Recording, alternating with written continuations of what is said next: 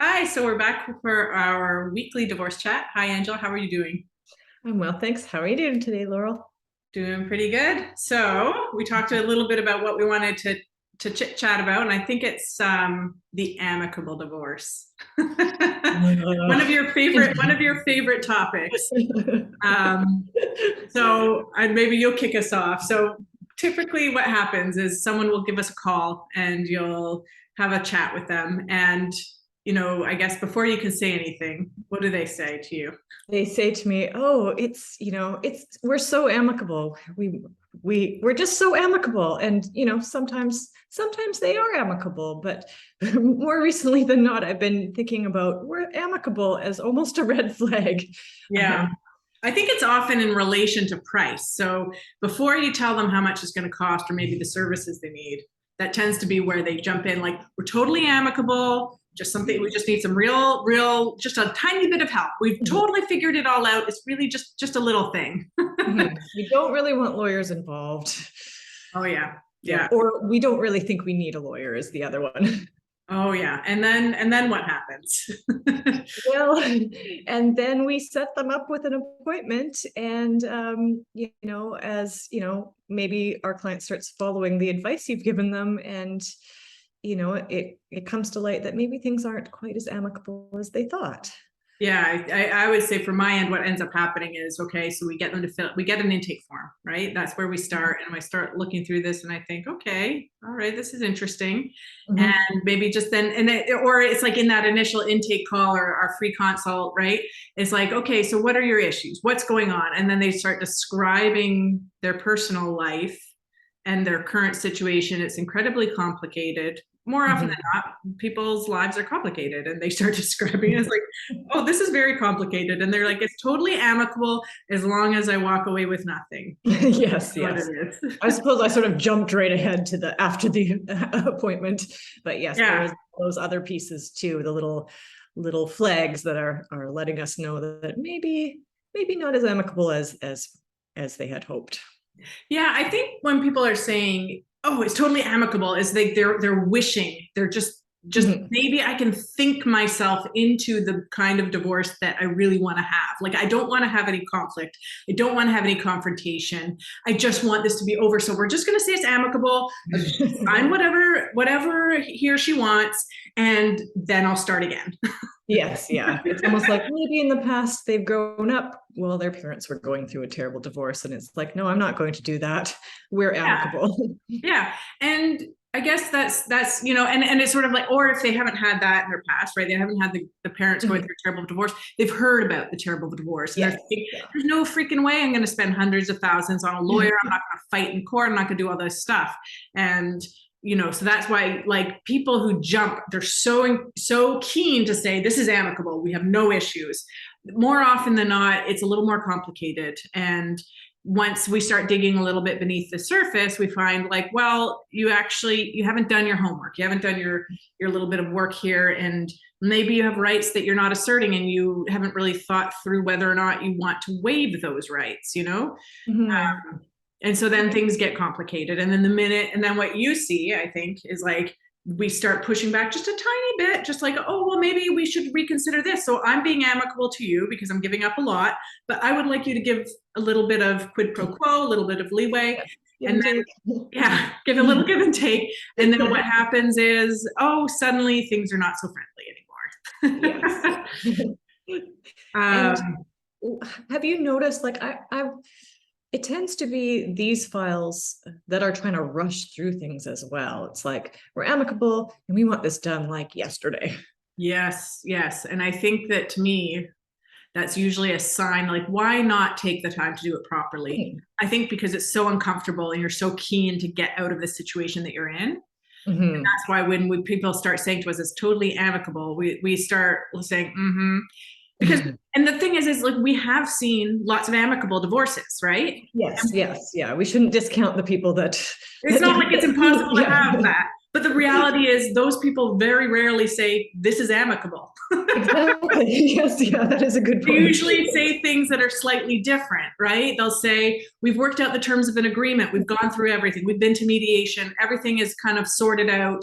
Yes, things are Mhm. tense, but we've figured out how we want things and we're still like working together, right? Yeah. It's just a different language. It's kind of funny how the people who go and say this is amicable, it's like, Yeah. My spouse and I have talked about it, and we've agreed what's going to be in our separation agreement or what have you. Yeah. So it's sort of like a little bit of a defense mechanism using that, and just like, I just want you to know I'm not going to fight. And it's like, okay, I hear you, but why don't we just work through it and what your options are is kind of what I think. Yes. And the reality is, just like, even if it's not amicable to start with, it doesn't mean that we can't get to a point where you're working through things well. Yeah.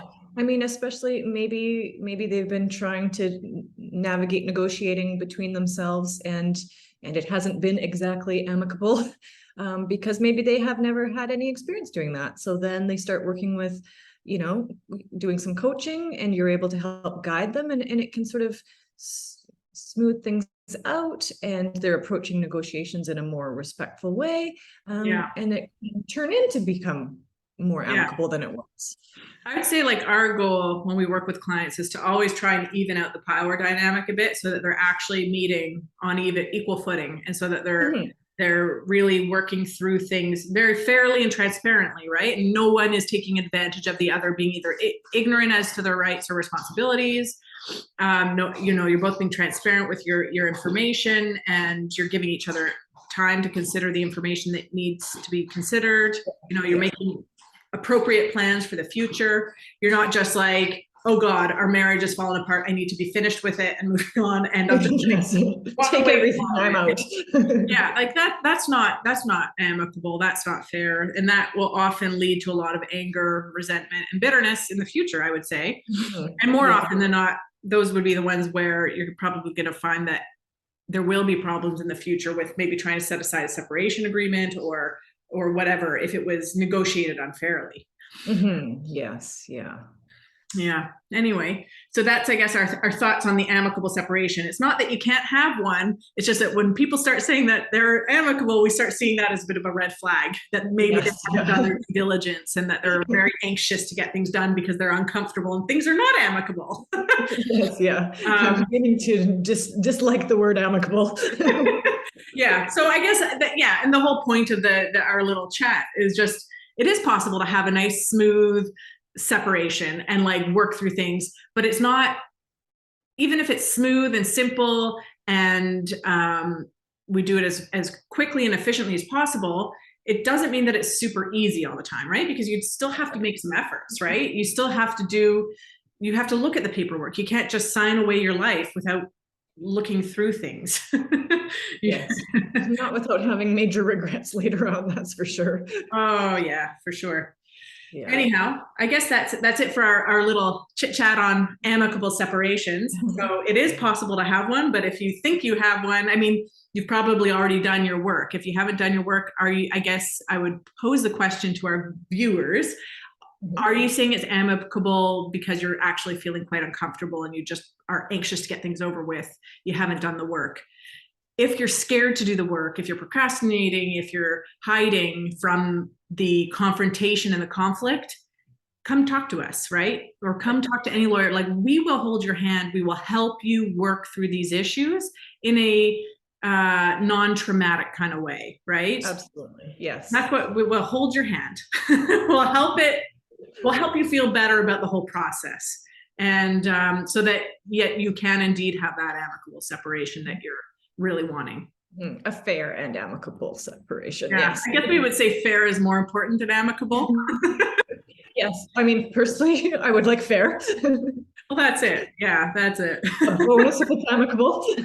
Yeah. And the last thing I would say about that is, like, it's not, you only get one life. And we work our whole lives, our adult lives, towards building up a nice life for ourselves and our kids, and be able to have a little nest egg, right? Most people, that's what we're working towards.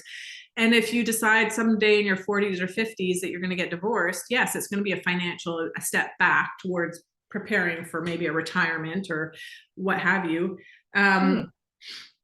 but at the same time, like you don't need to give everything up, right? And if you do give everything up, you can't get back the last 20 years. You can't get back the last 15, 10 years, right? That's time that is gone, as far as building your own assets and wealth and whatever you want to call it. And you can't replace it. So you have to be very strategic, and you have to plan, right? You can't just sign on the dotted line and run away. Yes, yeah, to avoid discomfort. Absolutely. Okay, so we'll wrap up for today. Thanks for joining us. If you have enjoyed our little divorce chat this week, then hit that like button, hit that subscribe button, hit the notification button, and come visit our website at legalcoach.ca, visit our Instagram at Alinea Legal Coaching, and we'll see you next week. Is there anything else you want to add, Angela? I think you covered it all.